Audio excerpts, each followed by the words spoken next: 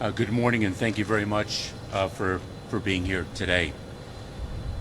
3 weeks ago, in the face of congressional inaction, President Biden used his executive authority and suspended the entry of non-citizens across the southern border.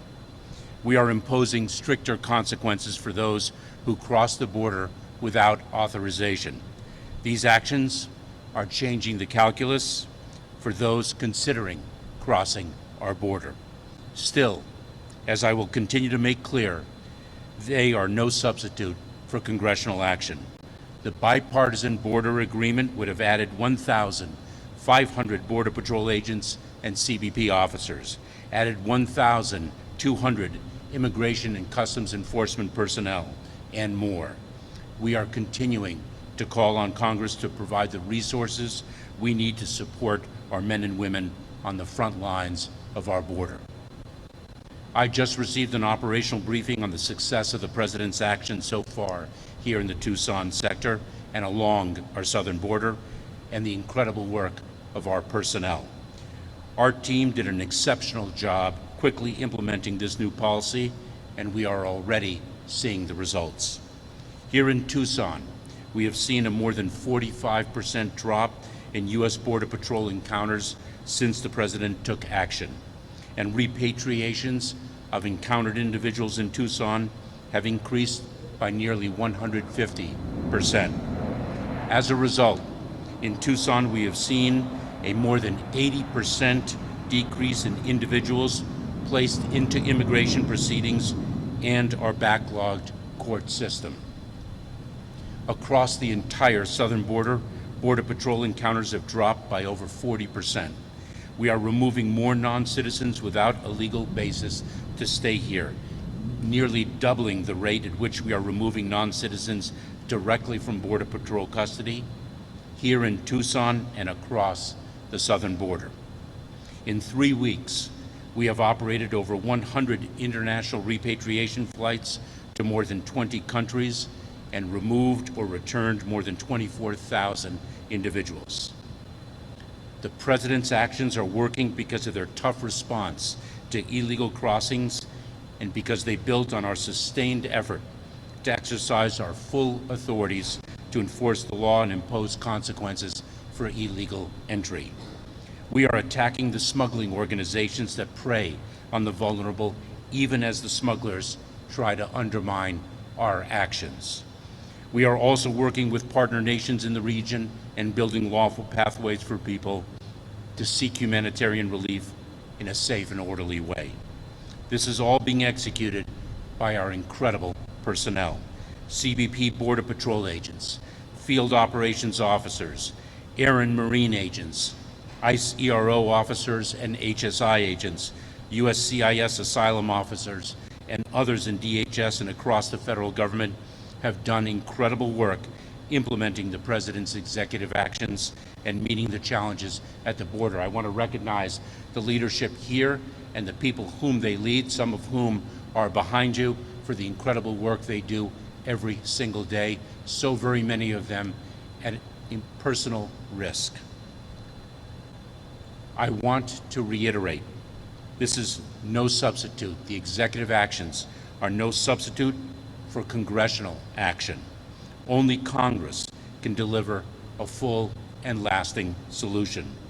Only Congress, through legislation, can fix what everyone agrees is a broken immigration system that was last updated almost 30 years ago. Only Congress can give us the resources we need. We have been under-resourced for decades. We need timely funds to hire more agents, officers, and support personnel, to buy, install, and maintain more technology, hire more judges to move cases faster, and equip us to remove more quickly people who do not qualify for relief, and more. Only Congress can provide these funds. The needed fixes to our broken immigration system and the resources that our frontline agents and officers have repeatedly asked for and deserve were exactly what the Senate's bipartisan border security bill would have delivered. It was bipartisan legislation that was negotiated for months and would have delivered the toughest border measures in decades. But politics got in the way. The President took action. The border security steps we have taken over the past 18 months are bringing order. With that, we'll open it up to your questions.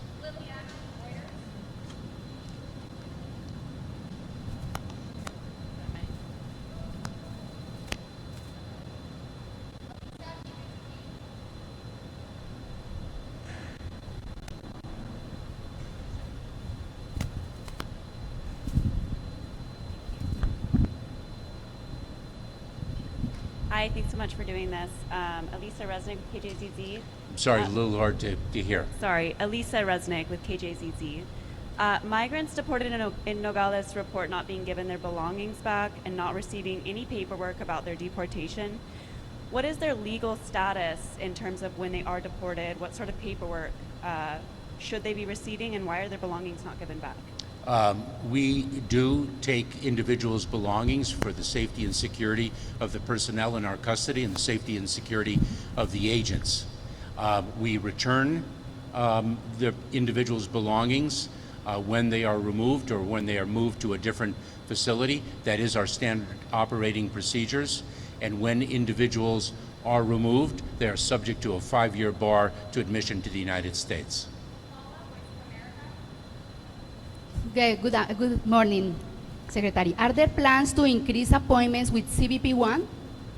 No, the number of appointments that are permitted through CBP-1, approximately 1,400 to 1,500 a day, are based on the capacity of our ports of entry. They are antiquated ports of entry that are also in need of funding to modernize them.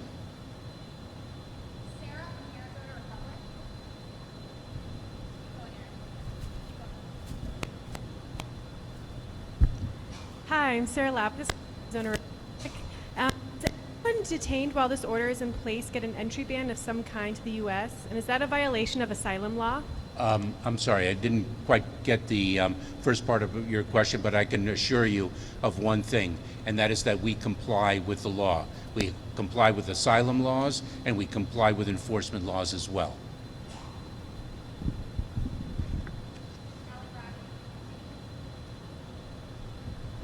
Hi, Secretary. Thank you for being out here today. Obviously, the media, the nation has had their eyes on the brutal crimes committed recently by illegal immigrants.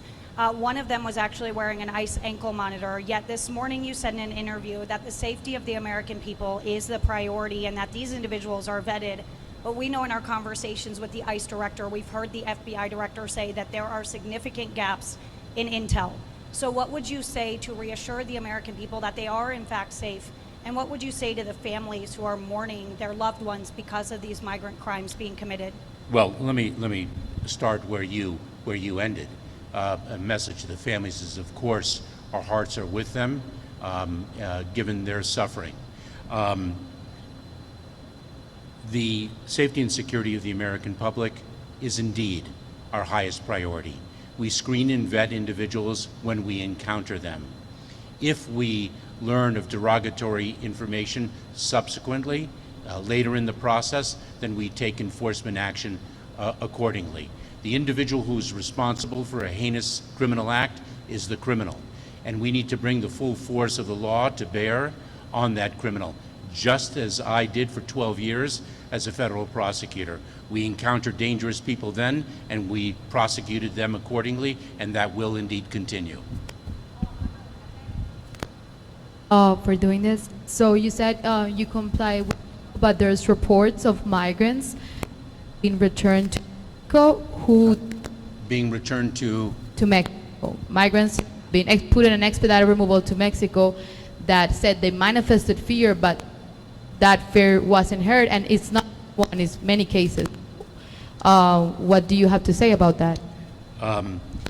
Our agents and officers, not only in the United States Border Patrol, but in U.S. Citizenship and Immigration Services across the enforcement agencies and the humanitarian relief agencies that are part of the Department of Homeland Security, are well trained in identifying individuals who manifest fear, whether they vocalized that manifestation or whether there are signs physically of fear. They are well-trained and expert.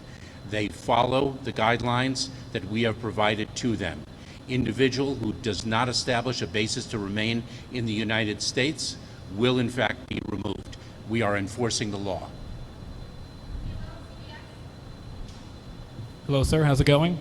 Your department recently arrested 8 men from Tajikistan due to terrorism-related concerns.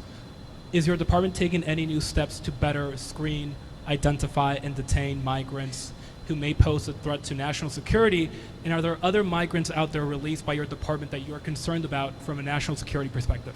Camilo, let me reiterate the foundational point that the safety and security of the American people are our highest priority. If an individual is of concern from a national security or a public safety perspective, they are a priority for detention. The 8 individuals whom you reference are in fact in custody. We did not have derogatory information when they were first encountered. Concerns were raised subsequently. We used our law enforcement authorities to apprehend and detain them, and they are in removal proceedings as we speak. I'm Paul Ingram with the Tucson Sentinel. You said that you're complying with asylum law and migrants and advocates. Sorry, it's a little hard to hear I in this venue. How's that? Better. You said that you're complying with asylum laws, and migrants and advocates are still saying that people are getting deported. And you mentioned that there's guidelines. Do you think the guidelines are good enough then, that if people are saying they're still being deported even though they have credible fear?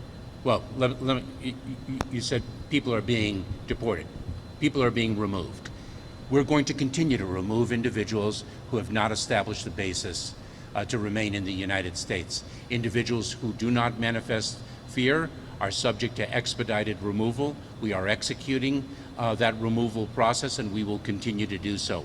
Our agents and officers are well trained in identifying individuals who manifest fear, and they're complying with their obligations to respect that manifestation. And we place people in credible fear interviews when they manifest fear, and if we find a negative determination that they have not established credible fear, then we accordingly remove them. Secretary, Sorry. can you hear me now? Yeah. DHS confirms that at least 400 migrants with potential ISIS ties recently crossed into the United States. That is incorrect. Tell us why. That reporting is incorrect. We do not have identified 400 people with potential ISIS ties. And let me again assure you that individuals who are identified to have those ties would pose a concern to us from a public safety and a security perspective, and they would be priorities for detention and removal. Calling that initial NBC report inaccurate over the 400 potential ISIS ties? I think it is inaccurate.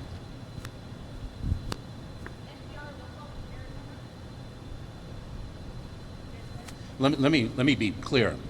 Let me be clear about something. Precision when one is addressing the facts is very, very important. I just answered your question. Precision, let me just be clear. Precision when one is dealing with the facts is very, very important.